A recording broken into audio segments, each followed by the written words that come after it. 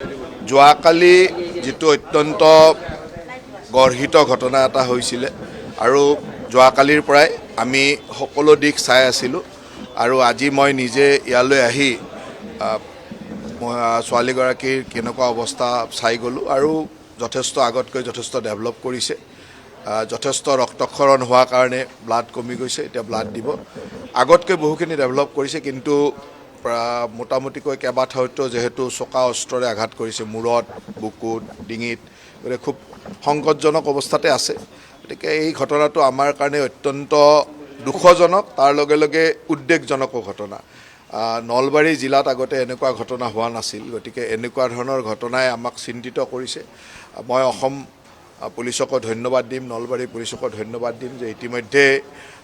মূল যিজন দোষী সেই দোষীক কাৰায়ত্ব মানে তেওঁ পুলিচৰ লগত হাতাহাতি কৰোঁতে বা তেওঁ পুলিচৰ অস্ত্ৰ কাঢ়ি দিবলৈ তেওঁ পুলিচৰ গুলিত নিহত হৈছে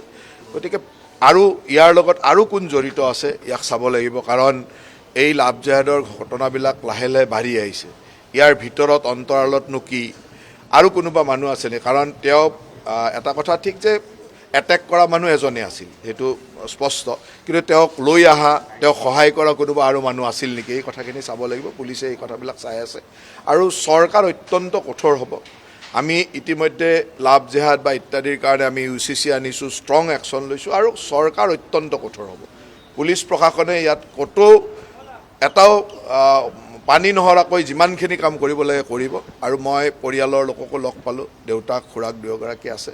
চৰকাৰৰ ফালৰ পৰা গোটেই ট্ৰিটমেণ্ট বা অন্যান্য যত যি অসুবিধা আছে গোটেইখিনি আমি চাই দিম আমি কৰি আছোঁ গতিকে মই ভাবোঁ যে ভগৱানৰ ওচৰত আশা ৰাখিছোঁ যে খুব সোনকালে সুস্থ হৈ উঠক তাতকেতো আৰু বেলেগ কথা নাই আমি এতিয়া চেষ্টা ৰাখিছোঁ যে কিমান সোনকালে সুস্থ কৰিব পাৰোঁ